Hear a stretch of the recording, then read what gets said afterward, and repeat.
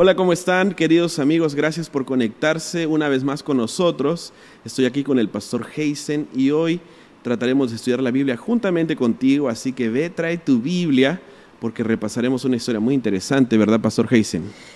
Jesús sana al siervo del centurión es la lección que hoy vamos a reflexionar, un mensaje de esperanza para todos nuestros amigos que, como ya se mencionó, tienen que abrir su Biblia y dejar que ella nos hable, porque hoy justamente hablaremos de cuán importante y cuánto poder tiene la palabra de Dios.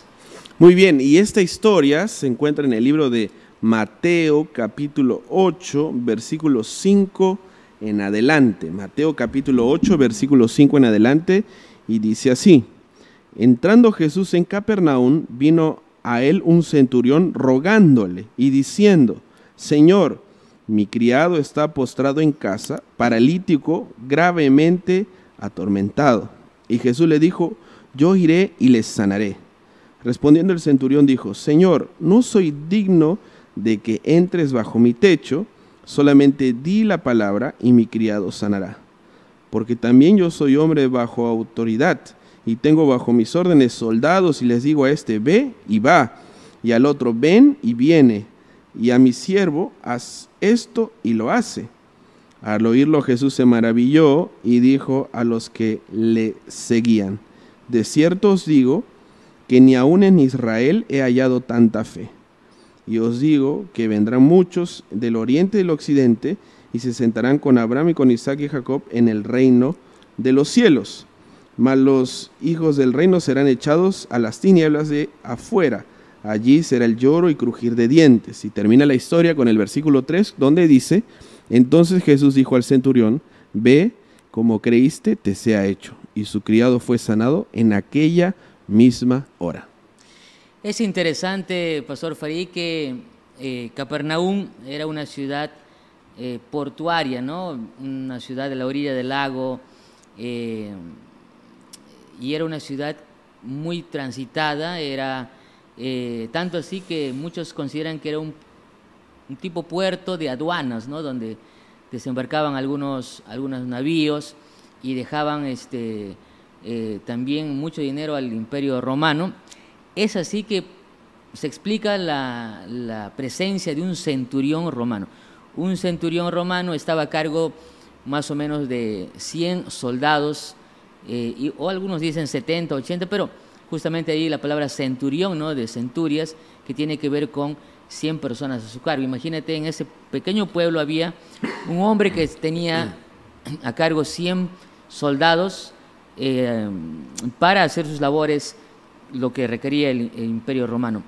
Otro detalle importante es que un centurión en realidad era una persona detestada por el pueblo de Israel. Un judío que se respete, un judío normal, un buen judío, no debía tener consideración con un centurión, y mucho menos un romano, porque representaba una persona pagana, una persona que adoraba a otros dioses, que era un idólatra, normalmente un romano, y por el mismo hecho de ser un soldado, pues era una persona no querida por los judíos. Quiere decir que para Jesús, este centurión, o para un judío como Jesús, no debería representar mucho. No. Ahora, ¿qué representaba el siervo, que dice aquí en el texto, para el centurión? Porque aún no representando mucho para los judíos, él todavía era una autoridad, tenía Correcto. poder, estaba entre las altas esferas militares. Ahora, ¿qué significaba entonces para uno que estaba en las altas esferas militares un siervo? Y entiendo que la palabra que se utiliza en griego aquí es doulos, que literalmente sería traducida como esclavo. Solo que ahí utiliza también la palabra país en griego, que tiene que ver con niño o joven, ¿no? Entonces era un joven esclavo, y si era esclavo es muy probable que no era necesariamente judío, pero algunos consideran que ese esclavo, ese joven esclavo era, o muchacho, podría ser una traducción también, muchacho esclavo, podría ser un judío también, era un esclavo judío, muy posiblemente, porque de otra manera no se explica cómo es que ese centurión tiene una, vamos a ver más adelante, una fe extraordinaria, pero haciendo un spoiler, ¿no? Sin hacer mucho, sin dar muchos detalles, pero no se puede explicar de otra manera en cómo es que este centurión va a buscar tiene una inclinación a buscar a un judío, que era Jesús. Entonces, este detalle es importante, Pastor Farid y amigos, porque, como ya mencionamos, se esperaba muy poco, o poco se esperaba de un centurión romano por el mismo hecho de ser un judío, perdón, un romano, y aparte un soldado. Normalmente los soldados romanos eran déspotas, autoritarios, maltratadores, indolentes, muchos consideran mercenarios inclusive. Sin embargo, tenemos allí a un centurión que no es igual a todos, porque dice la palabra de Dios que este centurión busca a Jesús y busca un favor de Jesús, no para su favor, sino para el favor de... Y usa la palabra aún más fuerte, ¿no? Utiliza la palabra rogándole a Jesús. Como una autoridad del imperio que gobernaba la época podía acercarse a un judío en una posición de ruego. También claro. Es otro conflicto cognitivo de esta historia, ¿no? ¿Qué hace un judío considerado un maestro de esa época atendiendo a un romano indolente, odiado por la gente? Otra pregunta que nos hacemos en esta historia: ¿qué hace un centurión de las altas esferas militares rogando por un esclavo? Tal vez para nosotros en nuestra actualidad el término esclavo no lo entendemos en su plenitud o en su magnitud, como dice usted.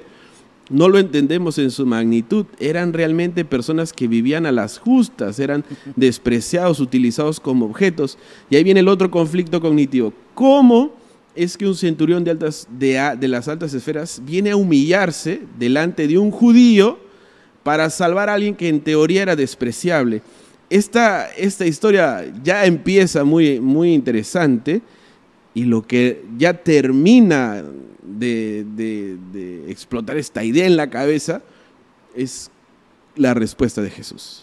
Ahora, todas esas preguntas son más que interesantes y tienen su respuesta, ¿no? O al menos vamos a intentar a responder. En primer lugar, la pregunta: ¿cómo es que este judío tenía una actitud diferente? ¿Cómo es que este centurión, este romano, tiene una actitud diferente? Porque dos cosas. Primero, tiene compasión de su esclavo, cosa muy rara para los romanos normales. Inclusive hemos visto quizás hasta películas, documentales. Un romano tenía esclavos, y ese esclavo muchas veces era no considerado una persona, sino un objeto, una cosa. Es más, dice Flavio Josefo, ¿no?, un historiador judío, que muchos esclavos eran considerados menor que un asno o menor que un animal. O sea, más valía un animal. Eran productos descartables, literalmente. Entonces, ese centurión nos muestra que tiene compasión por su esclavo. 1. 2. Como ya mencionó usted, pastor, este centurión se humilla ante una persona que normalmente debería ser insultada o menospreciada. Pero aquí viene la primera lección, ¿no? ¿Qué es lo que hacía diferente a este hombre?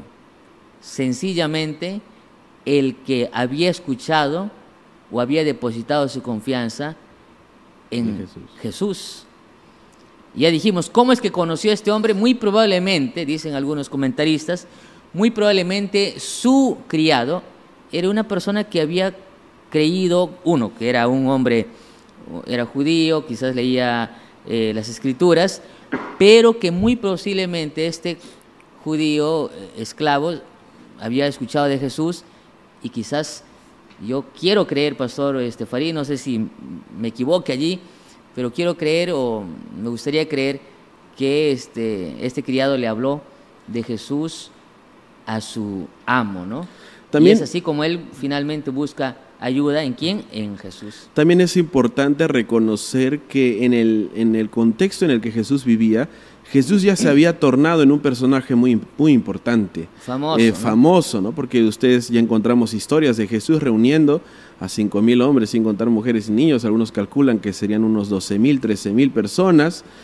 Alguien que en esa época, para la magnitud de las ciudades en las que habitaban los pobladores de esa época, era una gran multitud que acompañaba a Jesús. Y las historias de Jesús se cuentan donde todos apretaban a Jesús. Realmente Jesús se había convertido en trending topic en su época, ¿no? Era popular, podríamos decir, se había hecho viral. Las historias de Jesús se contaban de aquí para allá y no era tan difícil haber escuchado por lo menos una historia de Jesús. Pero eso no significaba o no era suficiente como para humillarse e ir detrás de él por un milagro. Como decía, todo esto nos sorprende, pero la sorpresa mayor creo que es la respuesta de Jesús. Y en el versículo 7 Jesús responde: yo iré y les sanaré. No solo Jesús está bien, lo voy a sanar, sino Jesús tenía la humildad, o podríamos decir, tenía en su corazón el deseo de ir hasta la casa de un centurión. Ahora, lógicamente esto representaba también un quiebre de paradigma, ¿no? Porque los judíos que siempre estaban detrás de Jesús le decían: pero ¿cómo es posible que tú vayas a la casa de un centurión? Por favor, un centurión romano, un idólatra. Pero este hombre no era un hombre normal. Este centurión no era un centurión más. O sea, no encajaba en el estándar de los centuriones. No, porque para empezar buscó favor para ayudar a su siervo, a su esclavo, y dice el texto, estaba muy enfermo, paralítico, y otra persona estaba moribundo. Entonces, efectivamente, este centurión estaba muy mal, y ese centurión busca ayuda en Jesús. Ahora, Jesús dice: voy a ir, no importando qué va a decir la gente, él está dispuesto a ir.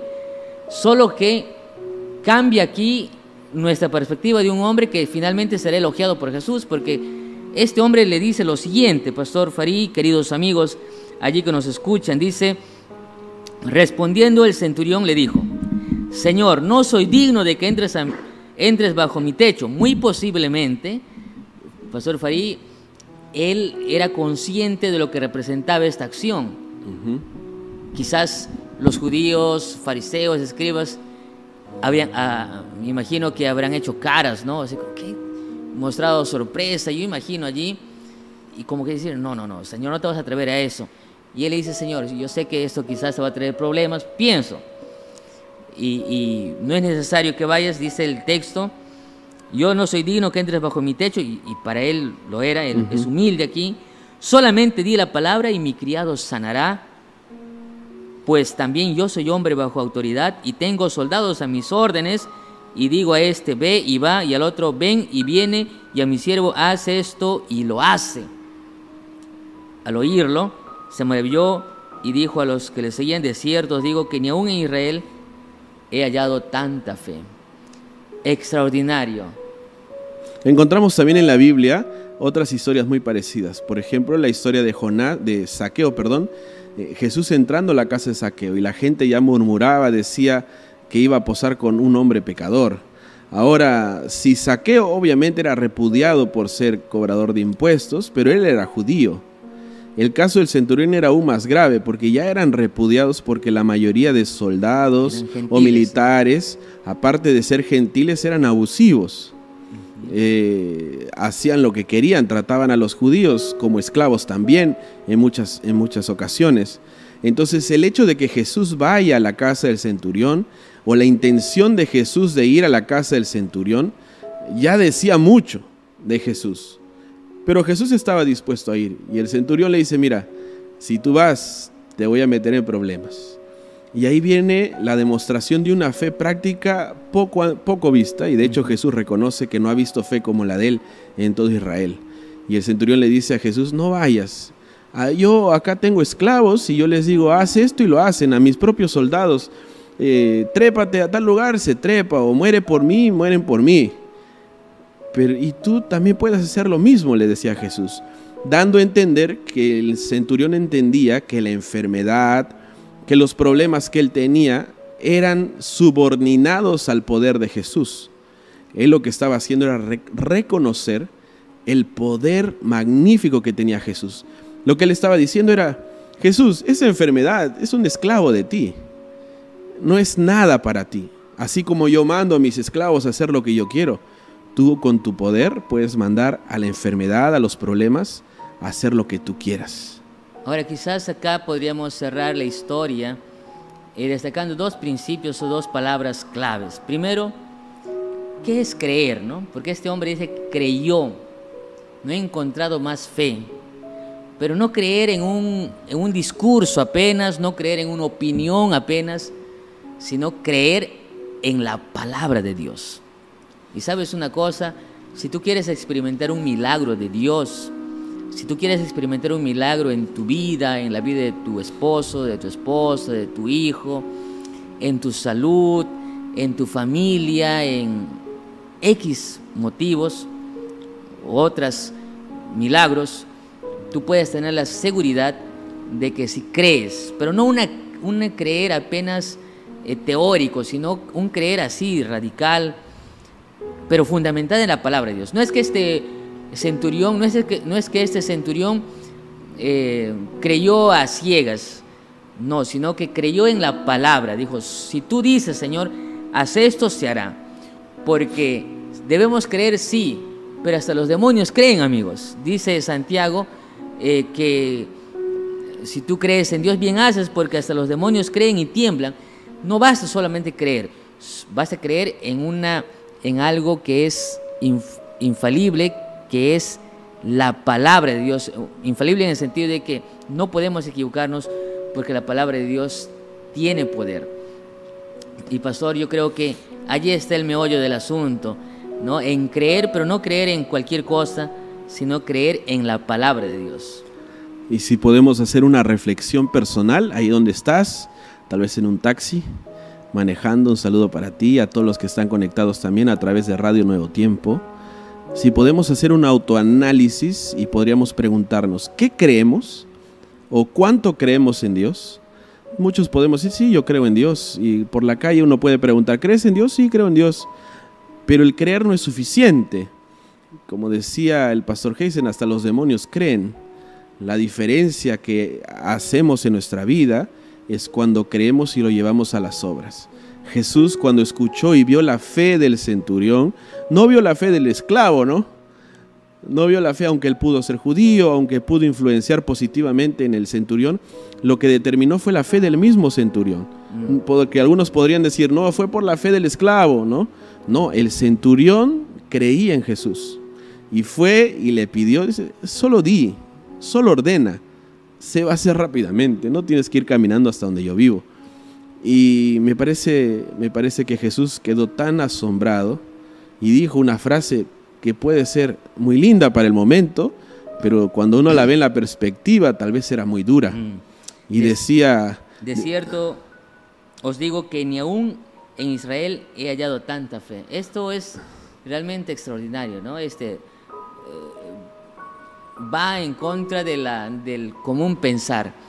Iniciamos esta lección diciendo que un centurión era considerado menos. Nadie podría pensar algo extraordinario de un hombre así. Solamente lo malo representaba el autoritarismo, representaba el abuso, representaba la fuerza, quizás las palabras más toscas y feas.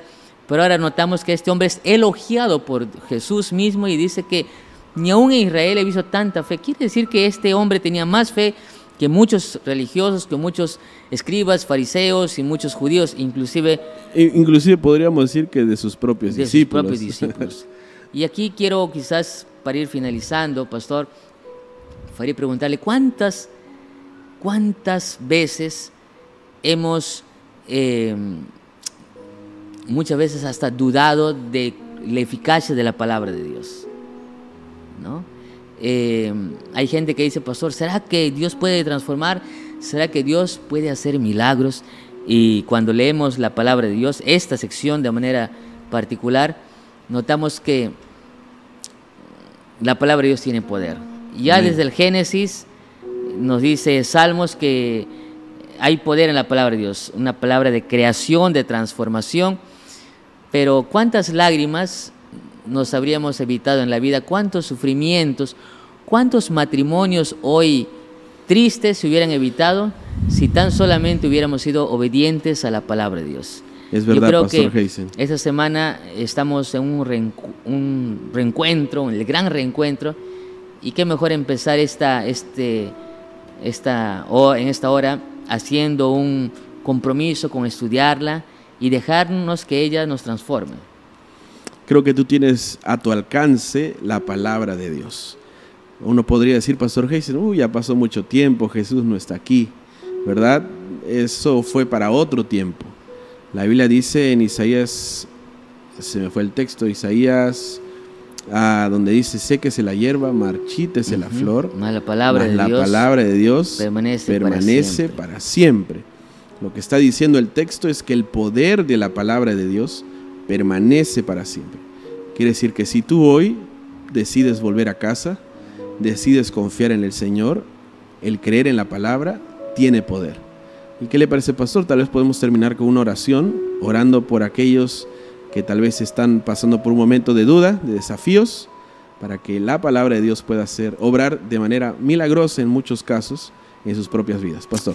Vamos a orar y de esta manera nos vamos a despedir, invitándote a que también te conectes mañana a través de este medio. Estamos felices de que te pongas en contacto con nosotros. Escribe ahí en los comentarios, llamadas quizás. No hay tiempo que perder. Vamos a orar. Amado Dios, gracias, Señor, por aquellos que escuchan este mensaje, porque no es casualidad, Señor, esa es la palabra tuya, es tu palabra, Señor, hablando a nuestros corazones, hablando a cada uno de nosotros, porque tú sabes lo que necesitamos, sabes qué cosas estamos deseando, y allí, Señor, en nuestra necesidad, súplela con tu poder, que tu gracia nos alcance y que, Señor, podamos ver los milagros que tienes preparado para nosotros por el poder de tu palabra. No en opiniones, no en ideas apenas humanas, sino que todo sea fundamentado en tu palabra. Padre eterno, encomendamos nuestras vidas a ti, porque te lo rogamos en el nombre de Jesús. Amén, Señor. Amén. Que Dios los bendiga. Nos vemos en el próximo capítulo.